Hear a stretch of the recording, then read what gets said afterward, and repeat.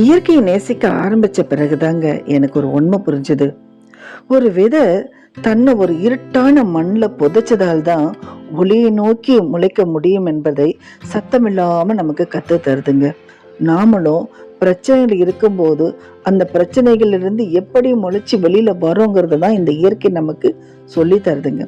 மரங்களில் உதிரும் இலைகள் கூட முடிவு என்று சொல்லவில்லை, புதிய தொடக்கத்திற்கான இடம் கொடுக்கிறேன் என்று சொல்கின்றன. ஒரு மழைத்துளி தான் விழும் இடத்தை தேர்ந்தெடுக்காது, ஆனால் விழும் இடமெல்லாம் உயிரை எழுப்பிச் செல்கிறது. கூடு கட்டும் சிறு பறவை நாளைய புயலை நினைத்து இன்றைய பாடலை நிறுத்துவதே இல்லைங்க.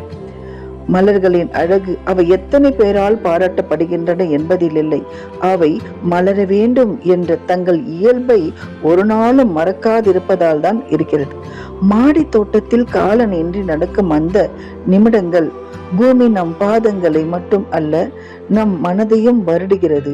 செடிகளுக்கு தண்ணீர் ஊற்றுகிறோம் என்று நினைக்கிறோம், ஆனால் உண்மையில் அவைதான் நம் உள்ளத்தில் வறண்டு கிடக்கும் அமைதியை மீண்டும் முளைக்கச் செய்கின்றன.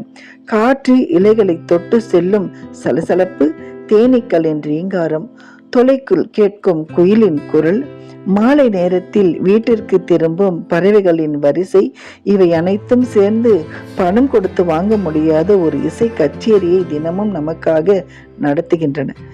அதனால்தான் இயற்கை நேசிப்பவர்கள் தனியாக இருப்பதே இல்லை.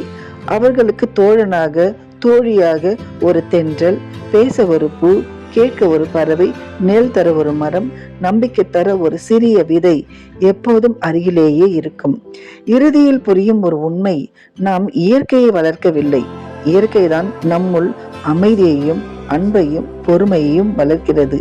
இயற்கை பாதுகாப்போம், இயற்கையுடன் ஒன்றியே வாழ்வோம்.